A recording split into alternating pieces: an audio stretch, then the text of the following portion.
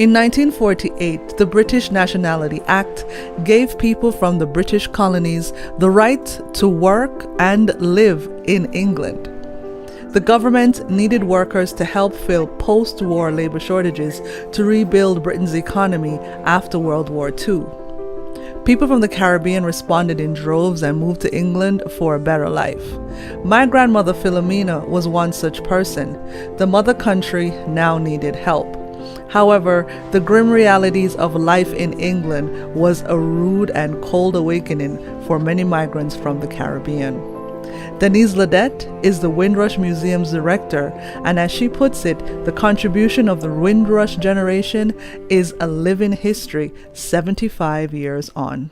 So for me, in terms of the original pioneers, Windrush Generation, they came to the UK to rebuild a broken Britain, predominantly coming from the Caribbean islands where there was already a history of Britain. Most of them were British colonies at the time.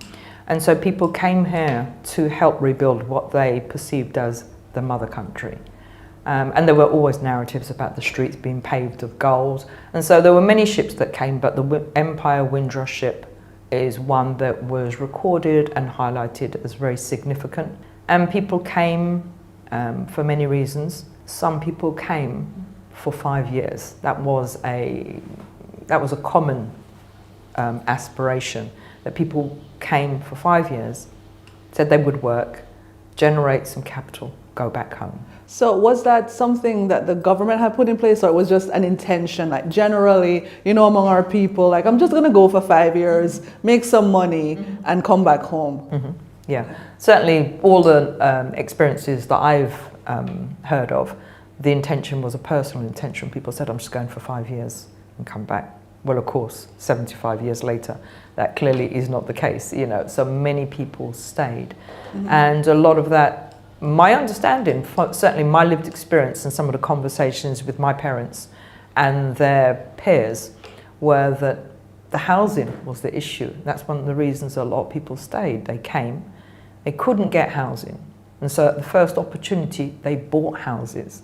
And then they stayed to honor the debt. And you bring a really unique perspective because you are a fine artist, you are a product of the Windrush Generation, and you are in your professional capacity as a director. And you're telling me also that in a conversation earlier that this is the unique perspective of the Windrush Museum. The board has lived experiences that it's not coming together as a museum from, like the Met or something else. For me as an artist, I had been working on a body of work.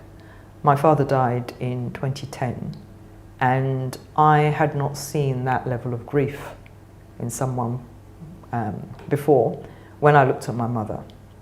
And to me, she was just like I created a piece of work that was called A Butterfly with a Broken Wing, because that's what she was to me. So I created this work to give her something of him, because there was just void, So in creating this piece of work, it was my way of saying, look, Mum, I've just sort of pulled together the fragments of him to give you something that's concrete. Here you are. So I created this piece of work and I gave it to her, and she sat with it for a while, and then, being my mother, she said, listen, you have to share this because it can help other people, So I said, okay. So I sent it to some of my friends, and they're like, oh, that reminds me of my mum, my aunt, all these people, because of the way that the work was. And all I was trying to do was just capture fragments. So essentially I was doing what I'm doing at the museum, but at a micro level, just trying to bring the fragments together to make sense of the curating his life, essentially. Who was he? How was he? What was his journey? So that was a micro translation into those stories and narratives that they would never release. Very personal insight into their journeys, things that had happened. And that's when I understood the scale of the sacrifice.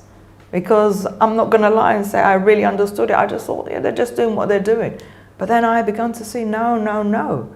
This sacrifice is major. Massive. So there was a personal impetus to make sure that that sacrifice was not lost. Yeah. And that people would remember that, remember the contribution, because that contribution is the ripple effect.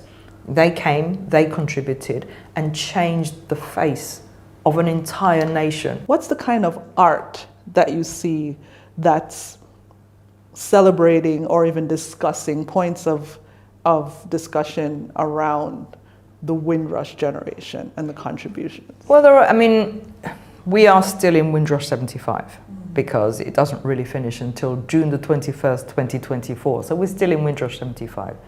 And throughout this period of time, there have been many artistic translations of Windrush. And right now, the National Windrush Museum and Royal Museums Greenwich has a Windrush artist residency. So we've just appointed and will have in place 2 Windrush artists who will be translating, and they're both next gen, and they will be doing their translation. They'll be engaging with the collections here at the Maritime, but through a Windrush lens. And so that's going to be really exciting, and that's a first, but it's a manifestation of the relationship between the 2 museums that we have this Windrush residency to move things forward.